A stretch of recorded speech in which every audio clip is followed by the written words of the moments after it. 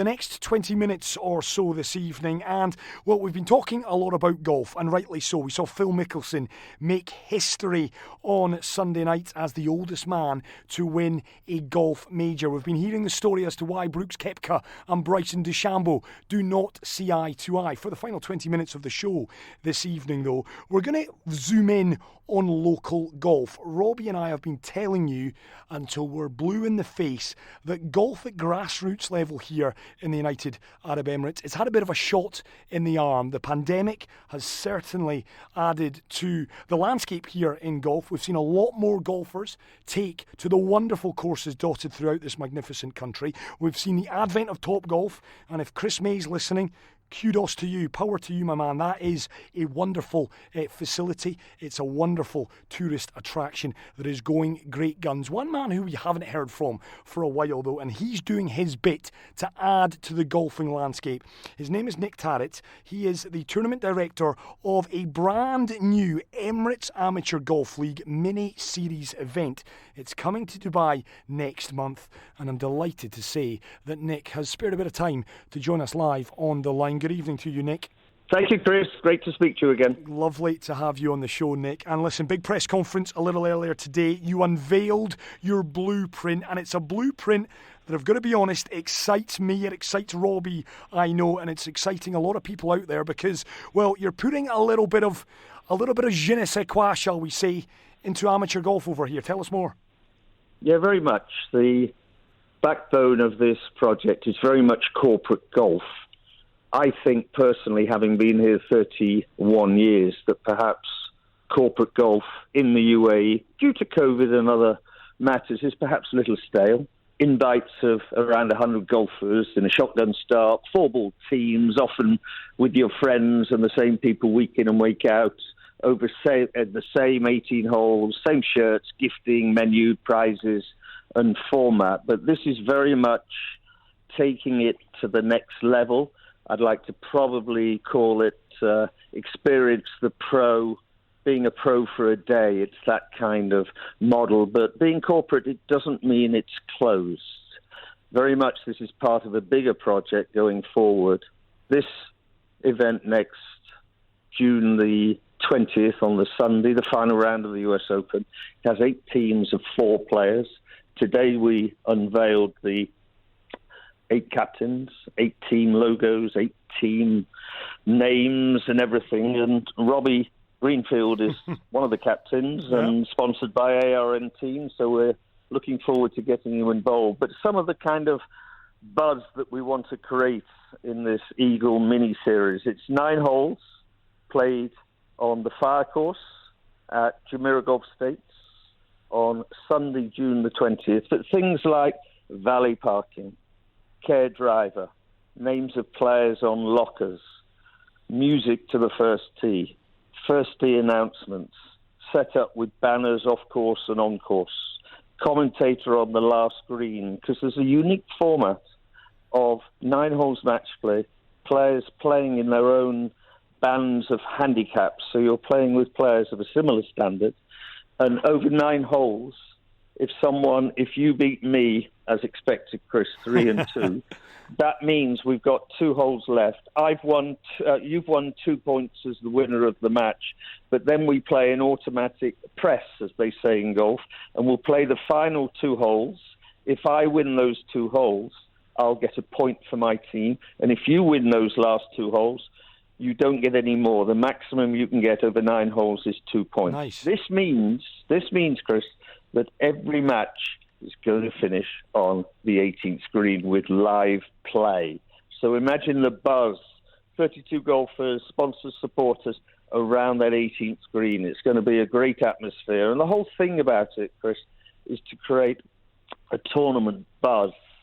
And I think it's much needed in UA golf these days. Yeah, you're adding, I guess what you're doing is you're revigorating an area that has been good to this part of the world. We know that corporate golf, and I'm calling it corporate golf for now because I know your plans expand far beyond that, but I guess I mean, Nick, you've been in this country, you've said it yourself, 31 years, you've been involved right at the very pinnacle of golf. From what you've seen over the last 18 months with what's going on in the world, are we at a crossroads? Does the UAE have a wonderful opportunity now to really kick golf into a whole different gear? Because there's no doubt the rounds are up, local rounds are up. We know tourist numbers have been affected, but I'm seeing local numbers up, top golf here. It's a wonderful opportunity for golf to really kick on. Yeah, very much. At the crossroads, definitely UAE. And I also see on the back of the European Tour events in Abu Dhabi, the DP World Tour Championship and the Omega Dubai Desert Classic, those are showcasing, putting Dubai on the world map. And the mantra for the European Tour and Dubai tourism is very much play where the pros play. Yeah. You're not going to go on holiday because you've seen a tennis court or a rugby pitch or a horse race track, perhaps. I'm biased, but if you see a golf course, they're all different, no two the same in the world. There's an opportunity for amateurs, unique to the sport, to play the courses that the best players play in the world. And I'm hearing and seeing very much a collaborative approach amongst the UAE golf industry that perhaps hasn't happened previously because they're all too busy working their own operations. But just to go on from that, we do have a forum that evening on the 20th that ARN is going to moderate, and we've got some heavyweights from the UAE golf industry, including Chris May, Mark Chaplesky, Chris from Dubai Golf and Top Golf, as you've mentioned. Yeah. Mark Chaplesky from Troon Golf, manages many golf courses in the UAE. We have Simon Corkill from Falcon Associates, responsible for the Omega Dubai Desert Classic and the Omega Dubai Moonlight Classic with the ladies. Then we also have the new owner of Abu Dhabi Golf Club, Kalfan Al-Kabi, coming from Abu Dhabi. Remember, this is a UAE initiative, not a Dubai initiative. And we've invited the European Tour to participate, and someone like Nick Tarratt is there to make up the numbers. So that's a nice discussion on perhaps where the industry should work together and when there's healthy rivalry. And I think it's going to be quite edgy and thought-provoking. And we have a wonderful audience. The audience and players, this first mini-series will be invited, but as we said, there will be opportunities for amateur golfers moving forward to participate in the EAGL proper series rather than this taster.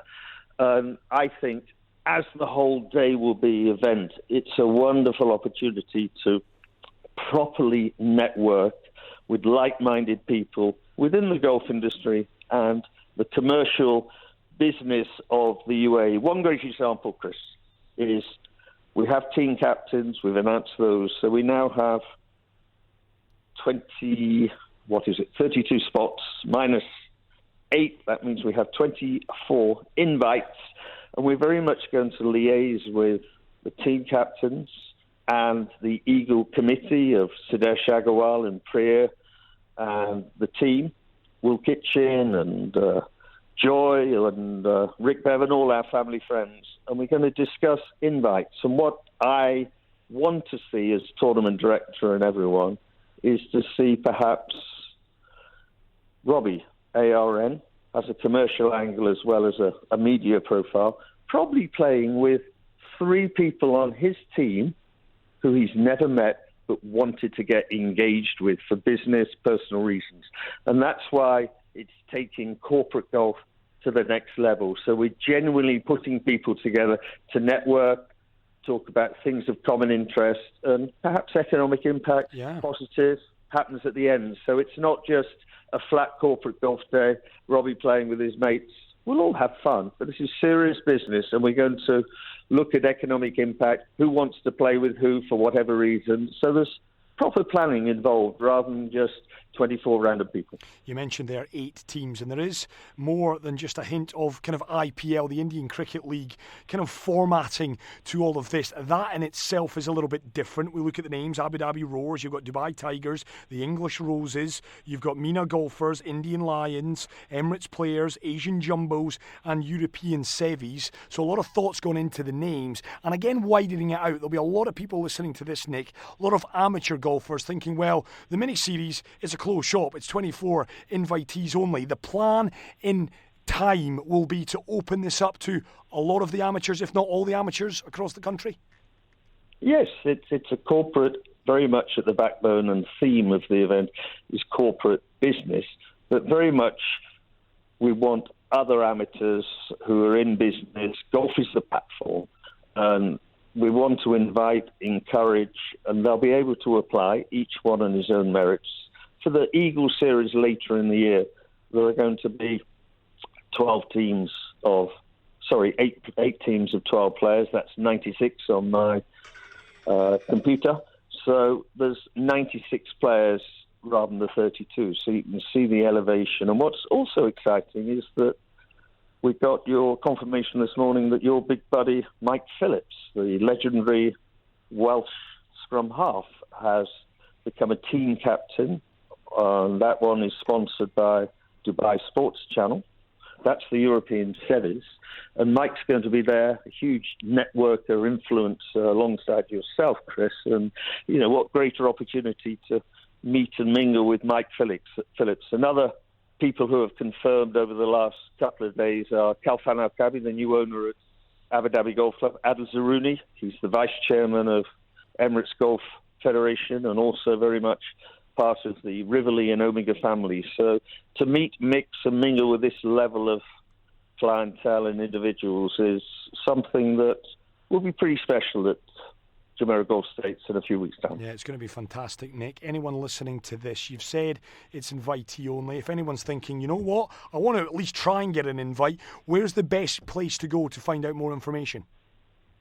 On the website, there's www.eagl, that's EAGL.com, and there's information there, but that'll develop. We've kind of created a monster. There was a huge buzz in the room at the can eagles be monsters? I'm not sure. Are they birds or whatever they are? But we created a nice buzz, and we can feel that in the community amongst the press, the media, and lots of keen golfers who all want to be involved contacting us. But we're welcome. Continue to contact us through the website and other things. But it'll develop. It will find its own level. Some things we thought will work, perhaps won't, and vice versa. So we'll be flexible to where the journey takes us. I've got to ask as well, Nick, taking your Eagle hat off for just a second, of course, you are a man that, in fact, I can't think of anyone else in this country, and I'm being the greatest of respect, who has been involved at the top level of golf as long as you have. I mean, what are you seeing? What are you kind of the conversations that you're having? As I say, local rounds are up. Golf seems to be in a good place, and I know you're a man that loves to crunch the numbers. I think Robbie was telling me a little earlier, it's always been about circa 6,000 of active golfers. Are you aware? Are we seeing that number? Has that number grown during this pandemic? Yeah, very much. You see the growth through Top Golf and the challenge of converting top golfers that Chris May and the team at Top Golf, Emirates Golf Club. The key thing is converting top golf golfers from that facility perhaps to the par 3 or proper lessons. Some people will be only top golfers. Others will want to progress floodlit golf and lessons and join clubs. There's a pathway there. But that's 6,000 registered Emirates Golf Federation members is about the right number. But I see very much more a lot of floating golfers. And I reckon from my statistics and feedback, I think the number of golfers is twice that number in the UAE, wow. Resident in the UAE, 12,000. And the role of the EGF is to make it inclusive. And this is where the clubs have to work together. So they have to, in my opinion, all the Emirates Golf Federation members all have handicaps. So it's inclusive rather than they're being left alone and floating. When corporate golf comes as the EAGL mini-series, it's sanctioned by the EGF, it's sanctioned by the Dubai Sports Council, it's sanctioned by the Asia Pacific Golf Federation, and I'm lobbying the RNA now to make sure everything under the EAGL banner is legal. They're changing the rules of amateur status now, which will be announced on January the 1st. There's a lot more flexibility, but the EAGL series will have credibility, it'll be sustainable, and very much under the auspices of the amateur game. So I see golf growing, but it's the role of the industry to make sure the EGF becomes more at the head of the game, and everyone is included in that Emirates Golf Federation family. So Chris or Robbie, they play in a corporate golf day. I want a number for a handicap. I don't want a story that you shot 92 last week or 64, Chris. I want a number.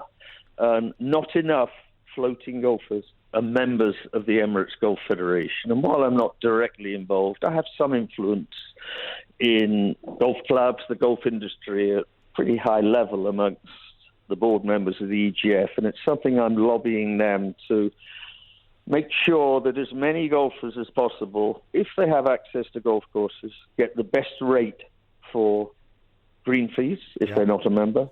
They get golfers insurance, which is very important. If you're not an EGF member, golfers insurance isn't covered traditionally, but it might be under your household insurance. But isn't it peace of mind that you have golfers insurance for accidents, third-party incidents on the golf course, and even loss of your own equipment? So I'm a great advocate of the EGA taking more ownership of the game at the top level, especially golfers and handicaps. And, you know, if you're playing in the EAGL mini series, you have to have a registered handicap with the EGF or your own club under the banner of the EGF. Otherwise, you're not welcome. And I just feel the industry has to embrace all the golfers who play golf on the golf course to get them to be part of the EGF, have a handicap. They then get all the information from the EGF. They get preferred rates, and they're included in the game. And then statistics again, we can find out how many golfers there are. The number is not 6,000. It's probably more than twice that, Chris. Yeah, it's incredible times. It's exciting times, so it is, for golf, whether it be Top Golf, whether it be the wonderful courses dotted throughout the country, or whether it is this brand new Emirates Amateur Golf League. I'm excited. I know an awful lot of people are as well. Listen, Nick, thank you so much for spending the time to put us in the picture with regards to that. Watch this space, very much the message, because there is a new outlook and a new outlet for amateur golf, no doubt about it. Nick Tarratt, always a pleasure, my man. Thank you for your time. Thanks, Chris. See you soon. Cheers, Nick.